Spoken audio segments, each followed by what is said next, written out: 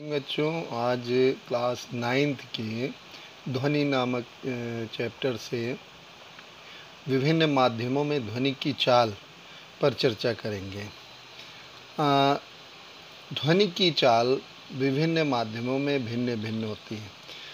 22 degree centigrade पर ध्वनि की चाल 344 मीटर प्रति सेकंड होती है, जबकि 0 डिग्री सेंटीग्रेड पर वायु में ध्वनि की चाल 331 मीटर प्रति सेकंड होती है।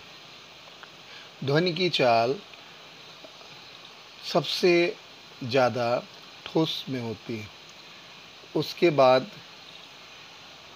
द्रव में उससे कम और गैस में उससे कम होती है। निकल में ध्वनि की चाल 6040 मीटर प्रति सेकंड होती है, जबकि स्टील में ध्वनि की चाल 5960 मीटर प्रति सेकंड, लोहे में 5950, पीतल में 4700, कांच में 3980, जल में 1531, आसुत जल में 1498, इथेनॉल में 1207, मेथनॉल में 1103, हाइड्रोजन में 1284, हीलियम में 965, वायु में 346, ऑक्सीजन में 316, सल्फर डाइऑक्साइड में 213। तो इस प्रकार इस टेबल में देखें तो ठोस में सबसे अधिक ध्वनि की चाल होती है, द्रव में उससे कम, गैस में उससे कम। अब हम बात करेंगे ध्वनि बूम की। जब कोई पिंड ध्वनि की चाल से अधिक तेजी से गति करता है तब उसे पराध्वनिक चाल से चलता हुआ कहा जाता है। गोलियां, जेट वायुयान आदि प्रायः पराध्वनिक चाल से चलते हैं। जब ध्वनि उत्पादक स्रोत ध्वनि की चाल से अधिक तेजी से गति करता है तो ये ध्वनि में प्रघाती तरंगें उत्पन्न करते हैं। इन प्रघाती तरंगों में बहुत अधिक ऊर्जा होती है। इस प्रकार की प्रघाती तरंगों से संबद्ध वायु दाब में परिवर्तन से एक बहुत तेज और प्रबल ध्वनि उत्पन्न होती है, जिसे ध्वनि बूम कहते हैं। पराध्वनिक वायुयान से उत्पन्न इस ध्वनि बूम में इतनी मात्रा में ऊर्जा होती है कि यह खिड़कियों के शीशों को तोड़ सकती है और यहाँ तक कि भवनों को भी क्षति पहुँचा सकती है। तो ध्वनि बूम उन वाहनों द्वारा उत्पन्न होता है जो वायु की गति से भी ज़्यादा तेज चलते हैं। ध्वनि का परावर्तन।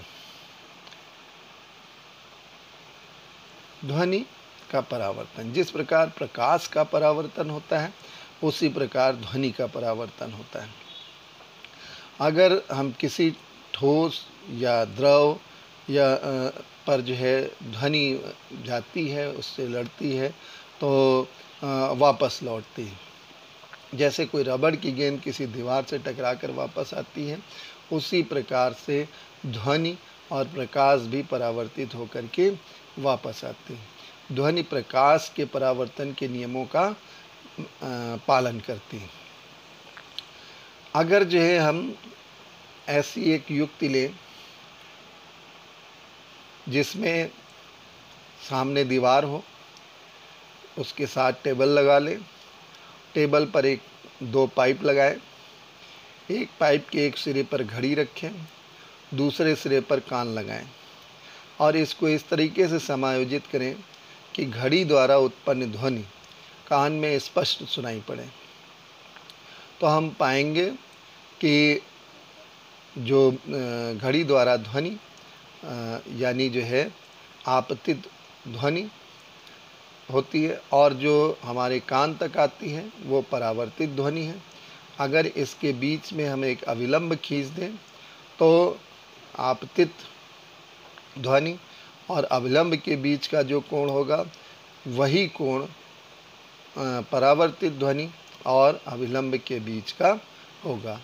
अर्थात आपतन कोण, परावर्तन कोण दोनों बराबर होंगे। ऐसा ही प्रकाश में भी होता है। अब हम पराध्वनि प्रतिध्वनि की बात करेंगे। प्रतिध्वनि किसी उचित पारदर्शक वस्तु जैसे किसी इमारत अथवा पहाड़ के निकट यदि आप जोर से चिल्लाएं या ताली बजाएं तो आपको कुछ समय पश्चात वही ध्वनि फिर सुनाई देती है। आपको सुनाई देने वाली इस ध्वनि को प्रतिध्वनि कहते हैं। आपने महसूस किया होगा कि आप अपनी कॉलोनी में या जो है कहीं जब पहाड़ों पर जाते हैं वहाँ जो है आवाज़ लगाते हैं तो कुछ समय पश्चात आपको आवाज़ वापस सुनाई पड़ती। हमारे मस्तिष्क में ध्वनि की संवेदना लगभग 0.1 सेकंड तक बनी रहती है। स्पष्टता प्रतिध्वनि सुनने के लिए मूल ध्वनि तथा परावर्तित ध्वनि के बीच कम से कम 0.1 सेकंड का समय अंतराल होना चाहिए।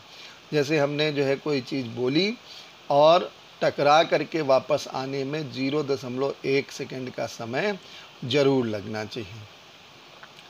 और यदि हम किसी एक ताप जैसे 22 डिग्री सेल्सियस पर ध्वनि की चाल 344 मीटर प्रति सेकंड मापें तो ध्वनि को अवरोधक तक जाने तथा परावर्तन के पश्चात वापस आने तक 0.1 सेकंड के पश्चात पहुंचना चाहिए।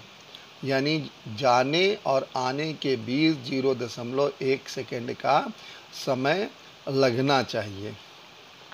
अब हम जो है दूरी भी जो है इससे निकाल सकते हैं कि जो परावर्तक तल है उसकी दूरी कितनी हो सकती है। तो इसके लिए अगर हम जो समय है समय को ध्वनि की चाल से जो है मल्टीप्लाई कर दें, गुणा कर दें, 344 से 0.1 का गुणा कर दें तो 34.4 मीटर दूरी आती है।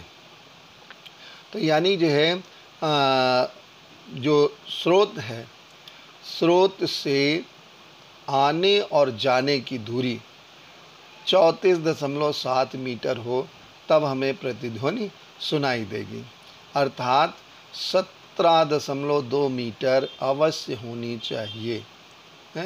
एक तरफ की दूरी 17.2 मीटर होनी चाहिए। दोनों तरफ की दूरी कितनी हो गई? 34.4 मीटर। यह दूरी वायु के ताप के साथ साथ बदलती रहती। वायु अगर गर्म है, ठंडी है, तापमान कैसा है, इस हिसाब से इसकी दूरी में परिवर्तन आता रहता है। अब अनुरण की बात करेंगे। किसी बड़े हॉल में उत्पन्न होने वाली ध्वनि दीवारों से बारंबार परिवर्तन के कारण काफ़ी समय तक बनी रहती है, जब तक कि यह इतनी कम न हो जाए कि यह सुनाई न पड़े। यह बारंबार परावर्तन जिसके कारण ध्वनि निर्बंध होता है, अनुरण कहलाता है। तो बड़े बड़े सभा भवन हों, हॉल हों, उसमें जो है बहुत ज़्यादा अनुरण होता है, मतलब ध्वनि गूंजती है। अब ये गूंजना जो है, जो ध्वनि का गूंजना है, यही अनुरण है। तो अनुरण को जो है कम करने के लिए हम क्या करते हैं कि उनकी दीवारों पर ध्वनि अवशोषक लगा देते हैं, ध्वनि अवशोषक पदार्थ लगा देते हैं छतों पर, दीवारों पर। और संपीड़ित फाइबर बोर्ड, खुरदरे प्लास्टर, पर्दे, सीटों के पदार्थ का भी हम ऐसा चुनाव करते हैं जिससे कि ध्वनि का अवशोषण हो सके, जिससे जो है आवाज़ स्पष्ट सुनाई पड़े। ध्वनि के बाहुल्य परिवर्तन के उपयोग। तो अब उपयोग क्या है? जो परावर्तन होता है, परावर्तन के उपयोग क्या है? ध्वनि के बहुल परावर्तन के उपयोग क्या है? मेगाफोन या लाउड स्पीकर, हॉर्न, तुर्रे तथा शहनाई जैसे वाद्य यंत्र सभी इसी प्रकार से बनाए जाते हैं कि ध्वनि सभी दिशाओं में फैले बिना केवल एक विशेष दिशा में ही जाती है। ठीक है। तो जब जो है हम मेगाफोन, लाउड स्पीकर, हॉर्न या तुर या शहनाई से जो है कोई आवाज़ निकालते हैं तो आवाज़ जो है इधर उधर ना फैल करके एक दिशा में सीधे जाती। तो ये इसका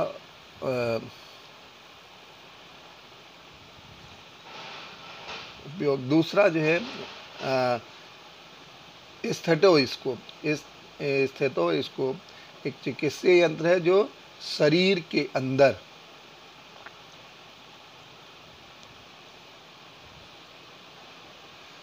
होने वाली ध्वनि को सुनाने के काम में आता है। स्टेथोस्कोप को आम भाषा में क्या बोलते हैं? आला। तो डॉक्टर क्या लगाते हैं? आला लगाते हैं। अब ये आला जो है क्या करता है? रोगी के हृदय की धड़कन को सुनने के काम में आता है। ये बार बार परावर्तन के कारण डॉक्टर के कानों तक पहुंचती है और डॉक्टर जो है इससे पता लगा लेता है कि रोगी को कैसी बीमारी हो सकती है, उसका अनुमान कर लेता है। तीसरा उपयोग है ध्वनि के परावर्तन का कंसर्ट हॉल, सम्मेलन कक्षों तथा सिनेमा हॉल की छतें वक्राकार बनाई जाती हैं। वक्र के मतलब गोलाकार होती हैं, जिससे कि परावर्तन के पश्चात ध्वनि हॉल के सभी भागों में पहुंच जाए। कभी कभी वक्राकार ध्वनि पट्टों को मंच के पीछे रखा जाता है। मंच के पीछे गोल गोल करके पट्टे जो है लगाए जाते हैं, जिससे ध्वनि पट्ट से परावर्तन के पश्चात समान रूप से पूरे हॉल में फैल जाए। तो यहाँ पर समान रूप से पूरे हॉल में फैलाने के लिए ही हम सम्मेलन कक्षों, सिनेमा हॉल, इन सब की छतों को वक्राकार बनाते हैं। चित्र से स्पष्ट है, यहाँ पर जो है ध्वनि का उत्पादन हो रहा है। छत वक्राकार है और छत्र वक्राकार होने की वजह से ध्वनि समान रूप से पूरे हॉल में फैल रही है। ये देखिए, यहाँ से जो है ध्वनि का उत्पादन हुआ, वर्क से वो जो है टकराई और परावर्तित होकर के वो फैल गई। ठीक है। श्रव्यता का परिसर। श्रव्यता का परिसर 20 हर्ट्ज से 20,000 हर्ट्ज तक होता है। 20 से 20,000 हर्ट्ज तक की ध्वनि को हम श्रव्य ध्वनि कहते हैं और 20 हर्ट्ज से कम की ध्वनि को अपश्रव्य ध्वनि कहते हैं और 20,000 से ज़्यादा 20,000 हर्ट्ज से ज़्यादा की ध्वनि को पराश्रव्य ध्वनि कहते हैं। तो हम जो है न अपश्रव्य ध्वनि सुन सकते हैं, न पराश्रव्य ध्वनि सुन सकते हैं। हाथी है, व्हेल है, गैंडा है, ये कई बार 5 हर्ट्ज की जो है ध्वनि निकाल करके अपने साथियों को सचेत करते हैं।